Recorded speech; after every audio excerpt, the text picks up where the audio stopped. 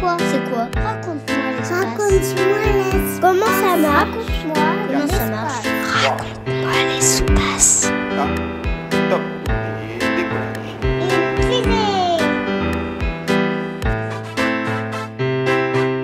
Et Je m'appelle Isra et j'ai 10 ans et demi. Comment les scientifiques ou les personnes peuvent découvrir des planètes? Comment ils peuvent les voir? Parce que je sais qu'il y a des machines très adaptées pour ça, mais c'est quand même à des milliards et des millions de kilomètres.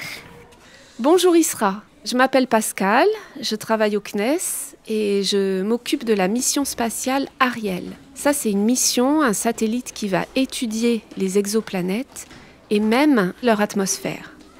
Alors déjà, une exoplanète, c'est quoi? Eh bien, c'est une planète qui se trouve hors du système solaire. C'est une planète qui tourne autour d'une étoile, une des étoiles que tu peux voir quand tu regardes le ciel, la nuit, par exemple. Et tout ça, c'est vrai, c'est vraiment très très loin. Et c'est bien plus loin que notre système solaire. Donc dans notre système solaire, Isra, tu le sais, il y a notre Soleil et il y a des planètes qui tournent autour. Et pour nous, ces planètes, eh bien, elles sont proches. Elles sont à des millions de kilomètres, mais on peut les voir à l'œil nu parfois, comme Mars, Vénus, ou alors on prend un télescope. Mais plus loin que le système solaire, il y a aussi beaucoup de planètes. Et là, je me suis posé exactement la même question que toi, Isra. Quand j'ai commencé à travailler sur la mission Ariel, je me suis demandé, mais comment est-ce qu'on peut les découvrir alors qu'elles sont si loin? Parce que tu vois, Isra, la première étoile la plus proche de nous, avec les planètes qui tournent autour, eh bien, elle se trouve à 40 000 milliards de kilomètres de la Terre. Si on met tous les zéros derrière le 4, ça fait 13 zéros. Et ça, c'est la plus proche de nous, à 4 années-lumière. Et nous, on va aller encore plus loin, découvrir des planètes, d'étoiles encore plus lointaines que ça. Raconte-moi l'espace. Bon alors, comment on fait pour les découvrir, ces exoplanètes qui sont si loin? Donc bien sûr, on utilise des appareils qui sont hypersensibles, qui sont capables de détecter des quantités de lumière très très très très faibles, parce que ces étoiles, ces planètes, elles sont vraiment très loin. Donc la lumière qui nous arrive ici sur Terre, elle est très faible. Mais on a aussi des méthodes, en plus des appareils sensibles. Il y a 2 méthodes. La première, assez efficace pour les grosses planètes, s'appelle la coronographie.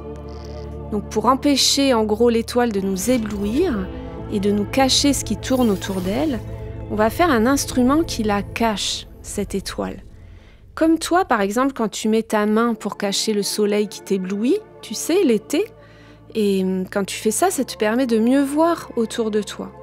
Mais nous, on va faire pareil avec un instrument qui va cacher l'étoile, et ça va nous permettre de voir les planètes qui tournent autour d'elle.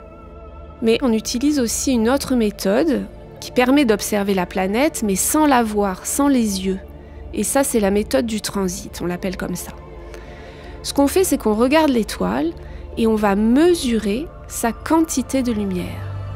Et si à un moment, sa quantité de lumière baisse, et puis qu'ensuite elle remonte, c'est que quelque chose passe devant. Tu vois, c'est comme toi quand tu passes devant un projecteur, et que du coup, le temps que tu passes, tu coupes la lumière du projecteur. Et qu'est-ce qui passe devant une étoile, régulièrement?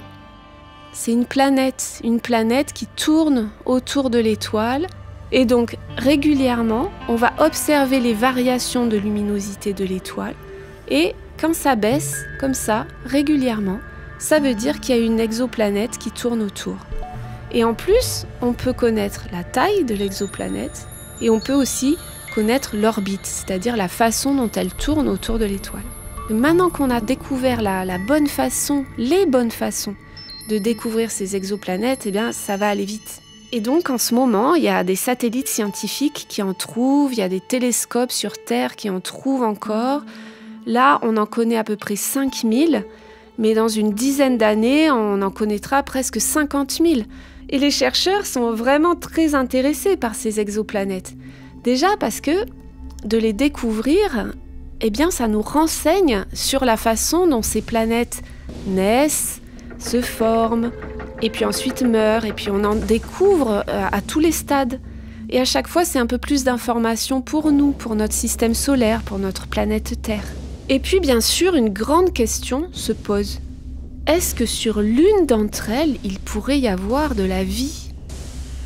Avec Ariel, le satellite dont je te parlais tout à l'heure, on va choisir 1000 exoplanètes et on va regarder leur atmosphère. Et on va regarder si, dans cette atmosphère, on trouve de l'eau, du carbone, du méthane ou d'autres molécules qui nous donneront des indices sur ce qu'on appelle l'habitabilité de la planète, de la possible vie. Et Isra, quand tu auras 20 ans, on aura découvert des milliers d'exoplanètes et on saura lesquelles ont des atmosphères qui sont compatibles avec la vie. Alors peut-être que toi, avec une équipe de chercheurs dans le monde entier, peut-être que vous trouverez comment aller voir en vrai une planète à des milliards de kilomètres. Merci Pascal Danto, chef de projet pour le CNES et la France de la mission européenne Ariel qui doit décoller vers 2030. Merci. C'était Raconte-moi l'espace, une série de podcasts produite par le CNES qui répond aux questions scientifiques et spatiales des enfants, petits et grands.